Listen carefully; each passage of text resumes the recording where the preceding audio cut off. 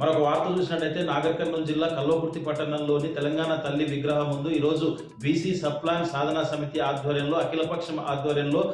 18న జరిగేటువంటి బీసీ బంద్ కు సంపూర్ణ మద్దతుగా ఈరోజు పోస్టర్లను ఆవిష్కరణ చేసినటువంటి పరిస్థితి కనిపించింది. ఈ సందర్భంగా బీసీ సప్లాన్ సాధన సమితి నాయకులు మాట్లాడుతూ 18న జరిగేటువంటి బంద్ కు ప్రతి ఒక్కరు కూడా సంపూర్ణంగా సహకరించాలని, వస్త్ర వాణిజ్య వ్యాపార సంస్థలతో పాటు విద్యా ఉద్యోగ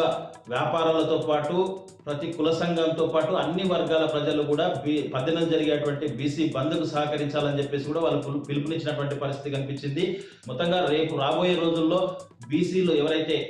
ప్రజాప్రతినిధులు కావాలని ఆశావాహులు ఉన్నారో వాళ్ళంతా కూడా సంపూర్ణ మద్దతు బంద్కు ఇవ్వాలని చెప్పేసి, స్వచ్ఛందంగా కూడా తరలి రావాలని చెప్పేసి, బంద్లో పాల్గొనాలని చెప్పేసి కూడా బీసీ సప్లాన్ సాధన సమితి నాయకులు పిలుపునిచ్చినటువంటి పరిస్థితి కల్వకుర్తిలో కనిపించింది.